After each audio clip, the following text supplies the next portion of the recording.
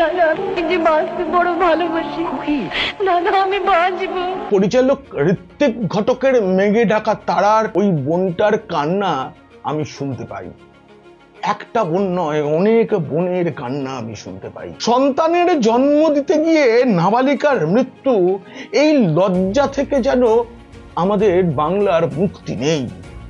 উন্নয়নের যত প্রমাণই রাজ্য সরকার পেশ করুক, তার বিপরীতে সাক্ষ্য দিচ্ছে নাবালিকা বিবাহ, নাবালিকার গর্ভধারণ এবং প্রসূতি মৃত্যুর পরিসংখ্যান। কিন্তু কেন বাড়ছে? রাজ্যের কয়েকটি জেলায় প্রতি 10 জনের মধ্যে 6 জনের বিয়ে হচ্ছে 18 বছর বয়সের আগেই। এই নিয়েই আলোচনা। যদি ভালো লাগে তবে অবশ্যই সাবস্ক্রাইব করবেন পিনাক্কি বলছে। এখন এই মা মাটি মানুষ সরকারের মেয়ে মা মৃত্যু নিয়ে দেখুন এবং শুনুন পিনাক্কি বলছে। বন্ধুরা, সম্প্রতি একটা খবর দেখেন আমি শিউরে উঠেছিলাম। মালদহের এক নাবালিকা সন্তানের জন্ম দিতে গিয়ে মারা গেছে। না, নাবালিকা নয়, তার বয়স 19 বছর। কিন্তু খবরটার ভিতরে যখন ঢুকলাম তখন দেখলাম প্রথমবার নয়, এই মেয়ে 16 বছর বয়সেই একবার মা হয়েছে, এবার 19 বছরে দ্বিতীয়বার মা হতে গিয়ে সে মারা গিয়েছে। শিরোনামটা দেখার পর থেকেই না আমার মনে হলো যে কি হচ্ছে এই রাজ্যে। আমি ভাবলাম এটা কি একটা বিচ্ছিন্ন ঘটনা। খোঁজ খবর শুরু করলাম, বিভিন্ন নথি ঘাটলাম, রাজ্য সরকারের রিপোর্ট, কেন্দ্রীয় সরকারের রিপোর্ট, লোকসভায় রাজ্যসভায় পেশ হওয়ার রিপোর্ট, এইসব দেখে জানতে পারলাম একটা দুটো নয়, বাংলায় প্রতি বছর সন্তানের জন্ম দিতে গিয়ে 100-র বেশি নাবালিকার মৃত্যু হয়। গত বছরে স্বাস্থ্য দপ্তরের, রাজ্যের স্বাস্থ্য দপ্তরের সমীক্ষা বলছে বিভিন্ন জেলার 130টি ব্লকে, সে ব্লকগুলোকে চিহ্নিত করা হয়েছে, তার মোট প্রসূতির 20 থেকে 29% পর্যন্ত নাবালিকা। আরো 25টি ব্লকে যেখানে মোট প্রসূতির 30%-এরও বেশি নাবালিকা। মালদহ, মুর্শিদাবাদ, পশ্চিম মেদিনীপুর জেলাগুলি নাবালিকা বিবাহ এবং প্রসবের উচ্চ হারের জন্য অনেক দিন ধরেই সরকারের নজরে রয়েছে, কিন্তু গত কয়েক বছরে এটা আরো বিস্তৃত হচ্ছে।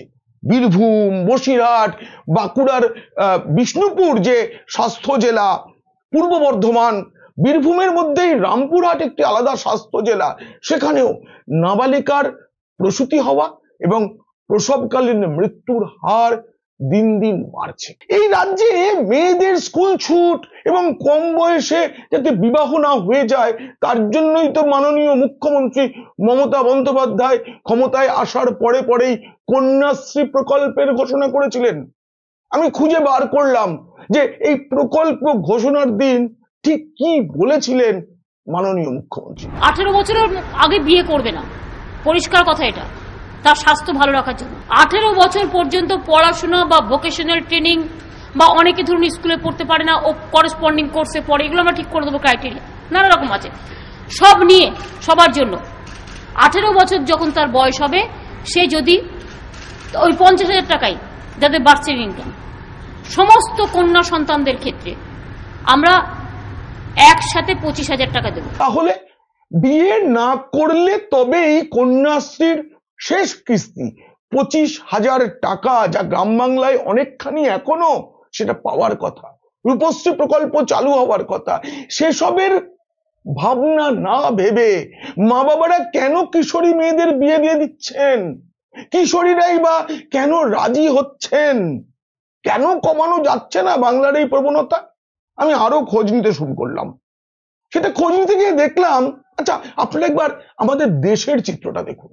দুটি ম্যাপ আপনাদের আমি দেখাচ্ছি, দেখুন কি ছিল আর কি হয়েছে। 2005-06 সালের যে ম্যাপ সেইটা দেখুন, আর দেশের প্রায় সর্বত্রই নাবালিকা বিবাহ বেশি ছিল, এই যে গাঢ় রং মানে বেশি ছিল। এবার 2021 সালের ছবিটা দেখুন, পাশাপাশি রাখলে বুঝতে পারবেন অন্যান্য রাজ্যগুলোর রং অনেক হালকা হয়ে গিয়েছে, কিন্তু পশ্চিমবঙ্গ যেখানে ছিল সেখানেই রয়েছে। এই রঙের অর্থ 40% বেশি নাবালিকার বিয়ে হয়। প্রতি 100 জন মেয়ের বিয়ের মধ্যে 40% বেশি নাবালিকা বাংলায়। আমাদের রাজ্যের একটা প্রবণতা আছে, যে কোনো কিছু হলেই অন্য রাজ্যের সঙ্গে তুলনা করা হয়, ওখানে এত বেশি, সেখানে এত বেশি।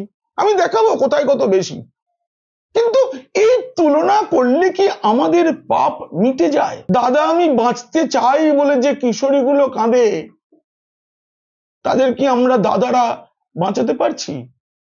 এই সরকার তাদের বাঁচানোর জন্য কোনো চেষ্টা করছে? রাজ্য সরকারের রিপোর্ট বলছে 2023-24 এবং 24-25 এই দুটি অর্থবর্ষে মোট প্রসূতির মধ্যে নাবালিকা প্রসূতির হার 15%-এর নিচে নামানো যায়নি। নিয়ন্ত্রণে আনা যাচ্ছে না নাবালিকা প্রসূতির মৃত্যুও। সন্তান প্রসব করতে গিয়ে যারা মারা যাচ্ছেন তাদের অন্তত 14% নাবালিকা।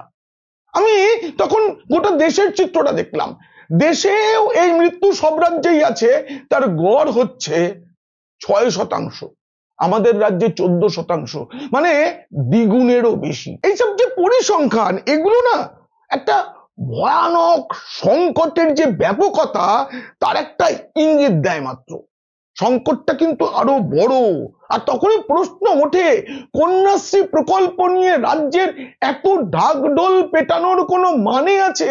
যদি আমরা কন্যাশ্রীদের বিবাহ, কন্যাশ্রীদের সন্তান ধারণ, কন্যাশ্রীদের মৃত্যু, প্রসবকালীন মৃত্যু রুখতে না পারি, কি লাভ পুরস্কার পেয়ে? দেখুন, আমরা সবাই জানি যে নাবালিকা যদি প্রসূতি হয় তার জীবনের ঝুঁকি প্রাপ্তবয়স্কদের থেকে একটু বেশি হয়, চিকিৎসকরা সেটাই বলেন। স্বাস্থ্য ব্যবস্থার নিরিখে যদি বিচার করা হয় তবে এই মৃত্যুগুলো, যেটা বলছিলাম, এক বৃহত্তর সংকটেরই প্রতিফলন। এবং দেখা যাচ্ছে প্রসূতি মৃত্যুর হার কমানোর জন্য কেন্দ্র এবং রাজ্য একটা উদ্যোগ নেয় যে বাড়িতে প্রসব বন্ধ করা হবে, এবং সেটা সব মা যেন হাসপাতালে গিয়ে সন্তান প্রসব করেন এটা নিশ্চিত করার কথা হয়েছিল। সেই লক্ষ্যেই আশা কর্মী এবং অন্যান্য স্বাস্থ্যকর্মী তাদের নিয়োগ করা হয় এবং তাতে কাজও হয়েছে। এ রাজ্যে এখন 10টি প্রসবের মধ্যে 9টি হাসপাতালে হচ্ছে। কিন্তু তার মানে এটা মনে রাখবেন, এই সংখ্যাটা যদি অনেক বড় হয় তখন কিন্তু বাড়িতে সন্তান প্রসবের সংখ্যাটা কম নয়। প্রতিদিন যদি এই রাজ্যে 1000 সন্তান জন্ম নেয়, তার মধ্যে 100 সন্তান এখনো বাড়িতেই জন্মায়। অথচ প্রসূতি মৃত্যুর হার প্রতি 1,00,103 এই রাজ্যে, যেখানে জাতীয় যে হার সেটা 97। জাতীয় হারটাও খুব ভালো নয়, কিন্তু তার মধ্যেও বাংলা 103। এবার দেখুন, আমি বলছিলাম না লোকসভায় যে রিপোর্ট পেশ করা হয়েছে, দেখাবো। দেখুন, এই রাজ্যে যে শাসক দল তৃণমূল এবং রাজ্য সরকার বারবার তুলনা করে, এই তো উত্তরপ্রদেশে বেশি, তামিলনাড়ুতে বেশি, বিশেষ করে বিজেপি শাসিত রাজ্যগুলোর তুলনায় তো আমরা ভালো আছি। আরে তুলনায় ভালো থাকা কি ভালো থাকা? আমার হয়তো অভাবটা পাশের বাড়ির থেকে কম, কিন্তু অভাব তো আছে। অন্য রাজ্যে হয়তো 104 জন নাবালিকার মৃত্যু হয়, কিন্তু আমারও তো 103। গোটা দেশেই যেমন এই যে নাবালিকা প্রসূতি হওয়া এবং সেটা প্রসবকালীন মৃত্যু, এই দুটো বন্ধ করার উদ্যোগ নেওয়া উচিত, তেমন তো এই বাংলাতেও নেওয়া উচিত। এই প্রতিটি প্রসূতি মৃত্যুর পর না একটা কাটাছেঁড়া হয় রাজ্যে। স্বাস্থ্য দপ্তরের রিপোর্ট ঘেটে দেখলাম যে এই যে প্রসূতি মৃত্যু কেন হচ্ছে তার জন্য মোটামুটি 3টে কারণ দেখা যায়।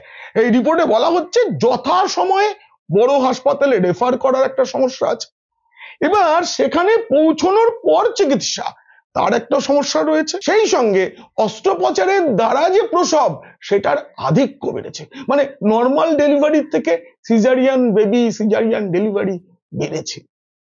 এই যে অস্ত্রোপচার হয় তাতে ক্ষতি কি? তাতে ক্ষতিটা হচ্ছে অস্ত্রোপচারের পরে মায়ের যে যত্ন নেওয়া দরকার সেই যত্নটা হয় না, নজরদারির অভাব। সেই সঙ্গে স্বাস্থ্য দপ্তর বলছে হাসপাতালে সিনিয়র চিকিৎসক না থাকাটাও একটা বড় সমস্যা। গ্রামাঞ্চলে জুনিয়র ডাক্তার কিংবা স্বাস্থ্যকর্মীরাই প্রসব করিয়ে দেন। আমাদের মুখ্যমন্ত্রীর অবশ্য এইসব ব্যাপারে পড়াশোনাটা একটু অন্য মাপের। তিনি অতীতে তার পড়াশোনাটা যে অন্য মাপের, অন্য ওজনের, সেটা বুঝিয়েছেন। চিলড্রেন ডেথ, শিশু মৃত্যু, কখনো কখনো মনে রাখবেন একটা বাচ্চার 1500 কিলোগ্রাম মিনিমাম হওয়া উচিত। কখনো কখনো মনে রাখবেন একটা বাচ্চার 1500 কিলোগ্রাম মিনিমাম হওয়া উচিত। শান্তনুরা আছে এখানে, জানে যারা ডাক্তার আছে, নির্মলরা, যে বাচ্চাটা 500 গ্রাম বা 600 গ্রাম হয় সে ইম্যাচিওর বাচ্চা হয়। তা সত্ত্বেও তাদের চিকিৎসার জন্য 300টা SNSU তৈরি করা হয়েছে, মাদার অ্যান্ড চাইল্ড হাব তৈরি করা হয়েছে। দেখুন, আমাদের মুখ্যমন্ত্রী এমন অনেক কিছু বলেছেন এবং বলেন, বলে যাবেন, কিন্তু আমার প্রশ্ন হচ্ছে যে মঞ্চে দাঁড়িয়ে তিনি এই কথাগুলো বলেছিলেন সেই মঞ্চে অনেক চিকিৎসক হাজির ছিলেন, তারা একবার ভুলটা ধরিয়ে দিলেন না? চাকরি যাওয়ার ভয় এত যে এত বড় একটা ভুল সেটা ছড়িয়ে পড়ছে আজকে ইন্টারনেটের যুগে, তারা উল্টে ঘাড় নেড়েছিলেন মুখ্যমন্ত্রীর সঙ্গে। এটা যদি চিকিৎসকদের মধ্যে হয় তাহলে গ্রামাঞ্চলে যে কিশোরী কন্যা, তাদের পরিবার, তাদের মধ্যে সচেতনতা কতটা বাড়বে যদি চিকিৎসকরা ভুলের সঙ্গে ঘাড় মেলান। দেখুন, বিজ্ঞান কখনো অসত্যের সঙ্গে ঘাড় মেলাতে পারে না। তবে বাচ্চার ওজন 1500 হোক আর 1.5 কেজি হোক, প্রশ্নটা অন্য জায়গায়। নাবালিকাদের তো গর্ভবতী হওয়ার কথাই নয়। এই কিশোরীরা যদি বেঁচে থাকতো, যদি তাদের স্কুলে রাখা যেত, যদি তাদের যে আশপাশ, তাদের ঘর, তাদের বাইরে, তাদের নিরাপত্তা, হিংসাহীন পরিবেশ যদি নিশ্চিত করা যেত, যেটা থেকে এই কিশোরী মেয়েরা উচ্চ শিক্ষা, রোজগারে যুক্ত হতে উৎসাহিত হতো, তবে তো রাজ্যেরই মঙ্গল হতো। আমরা তো জানি সুস্থ মা, সচেতন মা, শিক্ষিত মা মানেই সুস্থ, সচেতন, শিক্ষিত প্রজন্ম। আমি বলছিলাম না, বিভিন্ন নথি ঘাটছিলাম রাজ্যের, তার মধ্যে দেখলাম রাজ্যের রিপোর্ট বলছে মুর্শিদাবাদ, পূর্ব মেদিনীপুর, পশ্চিম মেদিনীপুরে 10 জনে 6 জন বালিকার বিয়ে হচ্ছে 18 বছরের আগেই। এই যে বিপুল ব্যর্থতা, এই ব্যর্থতা মোকাবিলার জন্য তো রাজ্য সরকারের উচিত এই কন্যাশ্রী, রূপশ্রী, এই যে প্রকল্পগুলো রয়েছে, এর খামতি কি আছে? আমরা খালি বলছি যে এত লক্ষকে এত কোটি টাকা দিয়েছি, টাকা দিচ্ছি, কিন্তু খামতি কোথায়? এটা ভাবার মতো লোক কিন্তু রাজ্য সরকারের প্রশাসনে আছেন, কিন্তু তারা ভাবেন না অথবা ভাবার সুযোগটাই পান না। কারণ মুখ্যমন্ত্রীর মুখের উপর কেউ কিছু বলতে পারেন না এই রাজ্যে। তার ভুল, তার অসত্য সবকিছুতেই ঘাড় নেড়ে হ্যাঁ হ্যাঁ বলতে হয়, সায় দিতে হয়। এই যে আমাদের রাজ্যে মেয়েদেরকে স্কুলে ধরে রাখার জন্য বিভিন্ন বোর্ড পরীক্ষায়, মাধ্যমিক, উচ্চ মাধ্যমিকে বেশি নম্বর দেওয়ার নীতি নেওয়া হয়েছে। ভালো, বেশি নম্বর দিয়ে তাদেরকে পাশ করানো হচ্ছে যাতে তারা আর পড়াশোনা করে, কিন্তু স্কুলে লেখাপড়ার প্রতি ভালোবাসা, ক্যারিয়ার তৈরির মানসিকতা, এগুলো কি তৈরি করা হয়? কিশোরীদেরকে সেভাবে সচেতন করা হয়? কিশোরদেরও কি সচেতন করা হয় যে তোমরা অপকর্ম করো না?